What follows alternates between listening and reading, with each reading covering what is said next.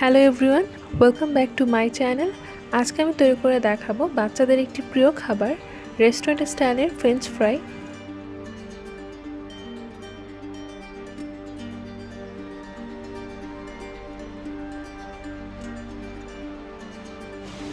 French fry বানাতে আমি এখানে 1 কেজি আলু ব্যবহার করছি। এরপর আলুগুলোকে ভালোভাবে ধুয়ে খোসা ফেলে নিতে হবে। ঠান্ডা পানি দিয়ে 20 মিনিট আলুগুলোকে ভিজিয়ে রাখবো।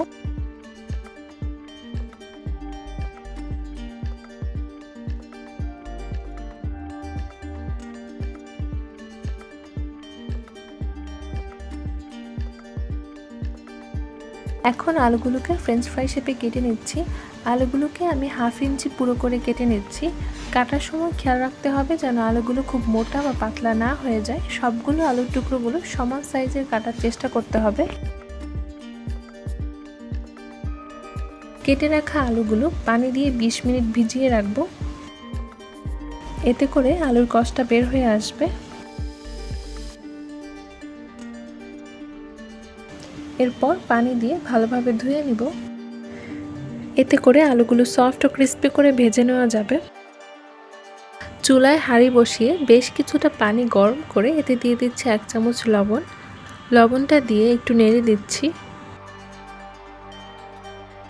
এখন দিয়ে দিচ্ছি ফ্রেঞ্চ ফ্রাইয়ের জন্য কেটে রাখা আলুগুলো।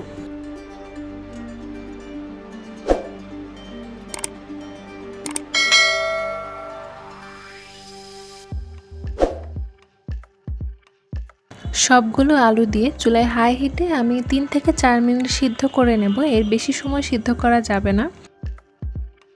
এবার পানি থেকে সিদ্ধ করা আলুর টুকরোগুলো উঠিয়ে নিচ্ছি।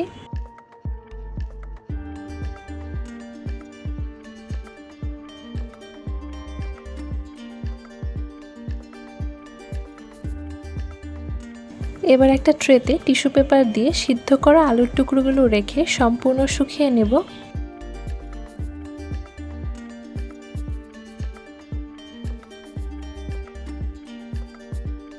চুলায় একটা হাঁড়িতে রান্নার তেল দিয়ে হাই হিটে ভালোভাবে গরম করে নিতে হবে। এবার সিদ্ধ আলুগুলোকে ঠান্ডা করে গরম তেলে দিয়ে দিচ্ছি।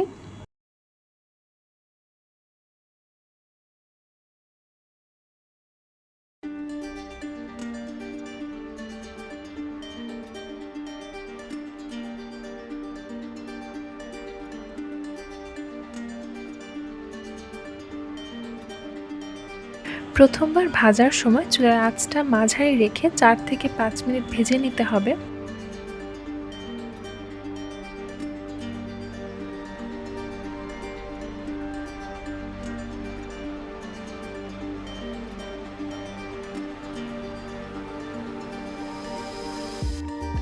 এবার উঠিয়ে একটা ট্রের মধ্যে কিচেন টিস্যু দিয়ে এর উপর ভাজা আলুগুলোকে ছড়িয়ে দিতে হবে ঠান্ডা হওয়ার জন্য।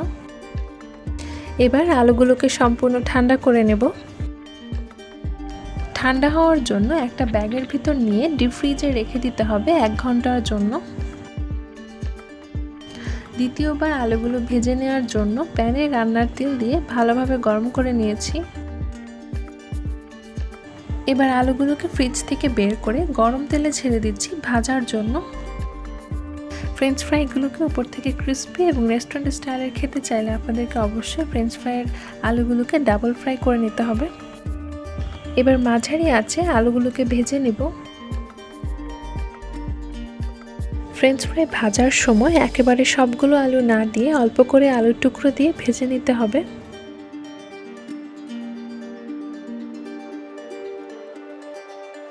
এতে করে আলুগুলো সফট ও ক্রিস্পি করে ভেজে নেওয়া যাবে।